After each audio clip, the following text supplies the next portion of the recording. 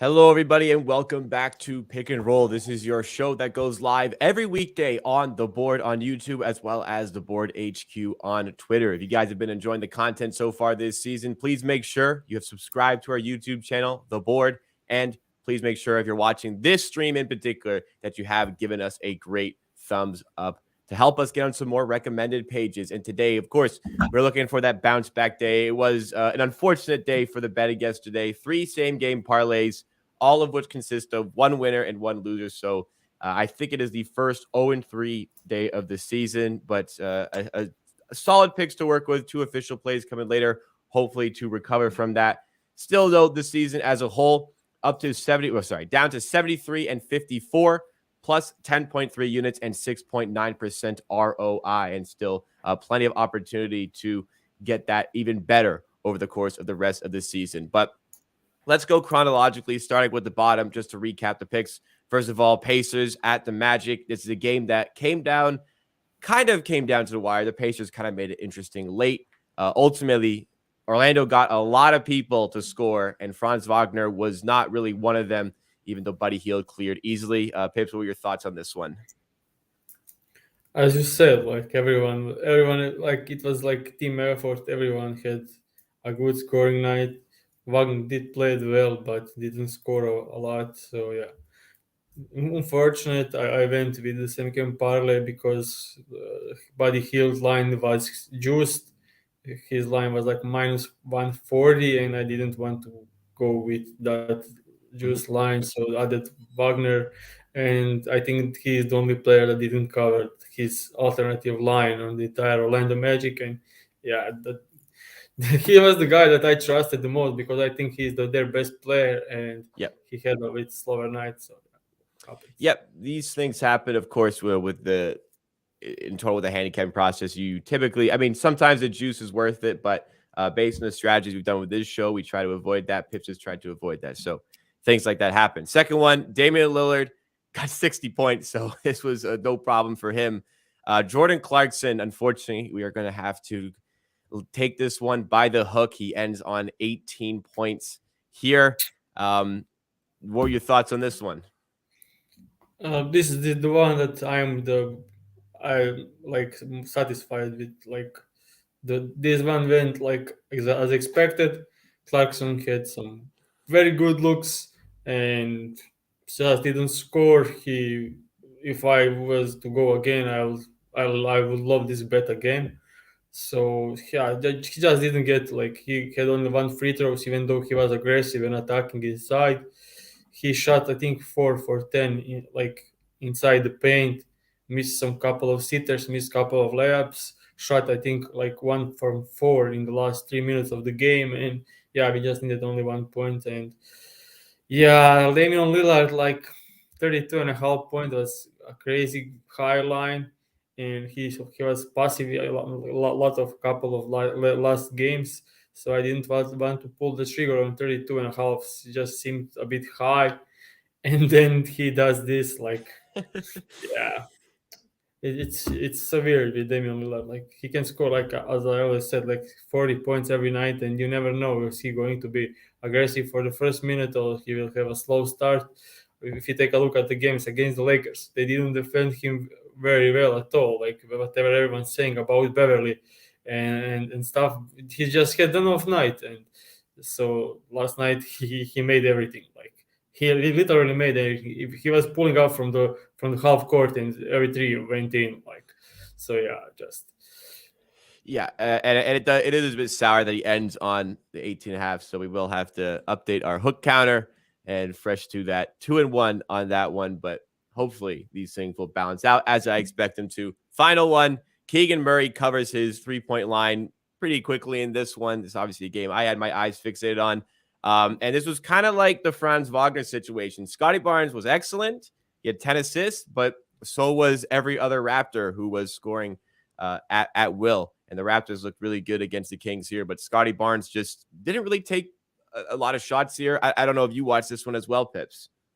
yeah, I did. So this one was actually, like, I didn't even realize at the time I was making this bet because I don't know what was going on. So it's clearly my fault entirely. But I went against one of my most important rules when betting same game parlays, and that's betting on a guy that's not consistent. Like I think it was like 2 weeks ago on the show that I said like don't bet in same game parlays guys that are not consistent, and then I do like the most ridiculous stuff betting Scotty Barnes. I mean he was playing great last night and over the last 10 games. I think he's really improved. But yeah, he's the guy that can have like great game by scoring 7 to 8 points. So there was no need for him to be aggressive. There was no need for his scoring. Everyone else had a great game, and even though he had some like he kicked out of some like easy layups, and Yes, I agree.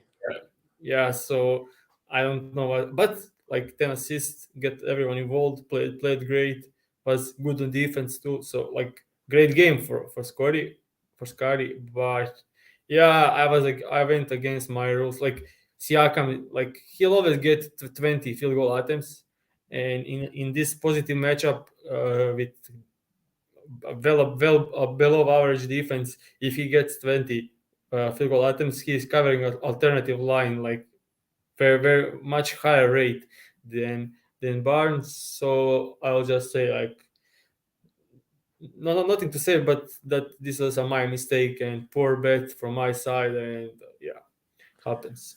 Wow, we always preach on this show, like even when there's winning days, we talk about how it's always about the process. It's always about what's next. So hopefully we can move on. Hopefully we can have a bounce back day here today. And it's always about the big picture, and the season as a whole has been great so far. So sticking to the same process, maybe learning on picking. Some people are saying Raptors should be banned here. Now there's like Siakam is consistent. Like he'll consistently get you points. It's just maybe Scotty Barnes is not the most consistent guy there, as Pips was saying. But we move on hopefully today. Like I said, 2 official picks are coming your way a little bit later on. But before that, we've talked about a lot of NBA awards so far this season, where we expect the awards to fall to. One we have not really spoken about is the Defensive Player of the Year race. So that is exactly what we are going to do today. I'll pull up the odds that are from DraftKings. You might be able to find, I would assume, you can find better odds elsewhere as it comes to the DPOY race, but this is just an easy one to pull up with a clean screen. Jaren Jackson Jr., firmly the favorite to win this award, followed by Nick Claxton and Brooke Lopez, also kind of trailing the pack. Bam Adebayo, Giannis, and OG, who has fallen off the pace a little bit there. But we'll go to Pips on this one. Do you think that Jaren Jackson Jr. being played as the pretty big favorite here, do you think that is an accurate representation of the season so far? For sure. Like if you take a look, like before Jaren Jackson returned, I know we talk about it. I talk about it on the show. Before Jaren Jackson returned, they were 25th ranked defensive rating. When Memphis Grizzlies had 25th defensive rating, and they Yeah. are now first. Like so, since Jaren Jackson returned, they are well above the second place. But like they have a huge edge since Jaren Jackson returned because they were like 25th after 10 games, and 30 games later they are first. So over that span with Jaren Jackson back, I think they like by far the best defense, and that's Jaren Jackson Jr. Like my only like I'm huge in Jaren Jackson. Like over the last like three years, I was always like, this guy is amazing. This guy is amazing, and he's crazy good. Like he has Yeah. like 3.5, 3.2 blocks and 1 steal. So 4.2 stocks a game while playing only 26 minutes. So like we didn't see that for quite some times in this league, and he's not playing at the 5, he's playing at the 4, so it is even more ridiculous. But Yep. we have problems with him. He's fouling, like That's what I was he's going to say. fouling the least in his career, so like the least fouls per game in his career, but it's still a problem. Like we saw Yes. last night, he was fouled out like 3 minutes with 3 minutes left on some stupid rebounding.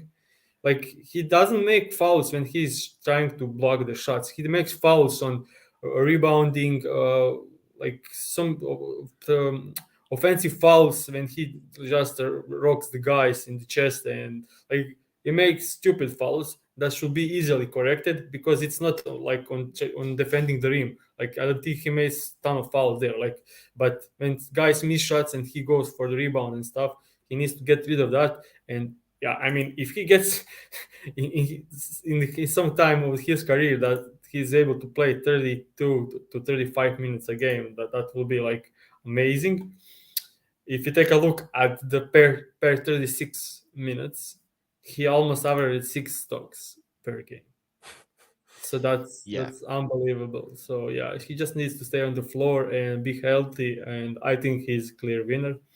But I will also mention that the second place guy was not someone expected to be there, Claxton? and that's Clarkson. Yeah, and his defense is like, I actually don't think he's that much. I don't think Jaren Jackson Jr. is much better than Claxton is at the moment. His impact, but he's playing on a much worse defensive team. So his job is so Brooklyn Nets defensive rating is I think 6th in the NBA. And yeah, I think Jaren Jackson had the big edge because Memphis will probably end up as the first defensive rating, and you always want to. The winner is mostly like first three teams with defensive rating, first three ranked team, and their best player. So yeah, I just think Jaren Jackson Jr. has the edge because he has a better team. He's playing with Steven Adams and Dylan Brooks and so many great defensive players on that team. So I think Jaren Jackson Jr. is a clear favorite for the good reason, but Claxton is playing amazing. Like I think he had like 3 or more blocks in like 9 out of the last 10 games. He just and the interesting part about Claxton, I think he defended the most isolation in the entire league, and opponents are shooting 37% against him in Wow. isolation. Yeah. That's very good. Yeah, and also at the rim protection, I think he's like uh, third in the entire league with guys against him close to the rim. So being able to defend isolation at that crazy good, like you are a big and you're isolating on guards and holding them to 37%, and then you are amazing rim protector also, like that's like modern, like one of the best possible defensive like skills you can have in today's NBA, being able to switch and stay in front of everyone, and then when you are against some big guys, you are able to just I don't know if you saw, but huge block on Embiid last night, and Embiid stayed under the line. Like he can do everything, and he's just amazing player. And he started scoring lately, and he does a bit of everything. And like I'm a like huge fan of Claxton. Like I didn't know that he was able to do all of this stuff. Yeah, I will say on Claxton, I didn't know he could be this good this early. He's only both players we're talking about are 23, but I've been like I was like 2 years ago, I was like hoping the Raptors would trade for this guy because I knew the Nets were ready to sell kind of low on him. It just felt like that, and then now this guy's pretty much like untouchable to that team. The defensive ability he brings. One of the reasons I did want to bring up this conversation, and I'm happy it steered in this direction, was because Jaren Jackson Jr. fouled out yesterday as the Grizzlies narrowly lost to the Golden State Warriors. Grizzlies have lost 4 in a row now, which not really any alarms for me. But that's the thing. Jaren Jackson Jr. is the best defensive player in the league, and he only plays 26 minutes per game. Yet he has this amount of impact in 26 minutes per game. All he has to do is stay on the floor, and like he's already the best. Just imagine what he can do if he's playing like even like 33, 34 minutes a game. Like that's an extra 6, 7 minute, 8 minutes for this guy. That's crazy that he's doing all this, but recognition that, like you're saying, like some of these fouls, they aren't just when he's going up for blocks. They're rebounding fouls. They could be off ball fouls, which just if he's only 23, so this can certainly turn around. He's a very young player, but it's just so strange that this has not developed. This is his 5th year in the NBA, but even still, he's the best player, the best defensive player in the league, and he's playing as the power forward. Man, Jaren Jackson Jr. is just so fun to watch. He's such a good player. the offense was always a little bit shaky, but now like he's also a lot more consistent on the offensive end to go Yeah, along with it. I just wanted to point that out. Like this is probably his best season on offense. And if you take a look, like he's scoring 16 points, 7 rebounds, 1 assist, and shooting 39% from three. So he's actually like 50, 40, and 80 guy. Like he only needs Pretty free close, throws yeah. to be like you have a defensive player of the year, like by far the best like defender in the league, like top five, and he's shooting almost 50, 40, 90 from the field. Like that's like dream, and he's playing only 26 minutes. So like he could be like 20, 10 and 2 guy with like in the future if he gets the minutes and while being defensive player of the year. Like Yeah. that's pretty amazing. Like It actually like because I think we both believe Memphis are capable of like going all the way this season with their team. I think their season could come down to a big game where he just can't be on the where he's just not on the floor, because in the playoffs, this is where it's going to be really interesting. We haven't seen Memphis make a deep playoff run yet. It'll be interesting to see, like, if they get to even the second round, but like a conference final, when it comes to those big games, when they have to play Jaren Jackson, like they're probably gonna want to play him near 40 minutes in those games. First of all, his conditioning for that, having not really done that as much throughout the season, and his ability to just be on the floor for foul reasons. I think that's definitely something I'm going to be looking out for when it comes to the playoffs. But that's true. Yeah. so we'll see how they figure that out. But let's move on into the official picks segment of the show for today. First of all, we have a same game parlay, then we have a straight play coming up. But the first one is in the Dallas game as they visit the Phoenix Suns. Luka Doncic, one of the favorites to bet on for this show, and he is both legs of the same game parlay. Here it is. So we have same game parlay, and that's Luka Doncic over 29.5 points combined with under 10.5 assists, which is minus 115 at DraftKings. So this is actually, I don't know if you remember, but this is our bet against the Suns last time they played. Luka had, I think, 34 points and 8 assists in the 3 quarters. But yeah, so in the 2 games against the Suns, he had gone under the assist line, and his potential assists are like 3 below season average. And over the last couple of games, Luka assist dropped like a ton, and his potential assist also dropped a ton. They are trying to play him like more of the ball, and without Wood, there is like not many like players that he can assist to. And yeah, so over the last 20 games, Luka stayed under this assist line in 18. So only gone over this assist line twice. And that was in the games against the Houston Rockets, which obviously terrible defense, and it's easy to get assist against them. And the second one was against the Los Angeles Lakers in that game where he played like 55 minutes. And the Lakers obviously like heavy double teaming him. And the thing is, Phoenix Suns just deploy Michael Bridges on him and let him, like, if you can score 40 points in the single coverage against the Michael Bridges, we are okay with it because it probably won't be that efficient. And if we just hold everyone else to difficult shots, we are good. And that's the way they defend Luka Doncic. And Luka Doncic will obviously have like ton of shots in the single coverage and should be able to clear this line easily. As I said, in the last game, he I think had 34 points in 29 minutes. That's huge. Only 3 quarters clear this points line and assist line. So Phoenix Suns allow the second least assist to opposing point guards. And Aiton should be back. Michael Bridges is deployed, and that's his like dream matchup for Michael to just defend the best players in the league. And yeah, just straight one. And over the course of the entire season, so Luka Doncic played 44 games. He went over this assist line in 9 games only, and those games were like against the teams that did heavy double teams on him and that allow like top 5 assists or top 10 assists. And this is not a great matchup for his assists. But I always think when you have single coverage on Luka Doncic, I just love him going over this line with the usage he has this season. Yeah, makes a ton of sense. I do remember that last one.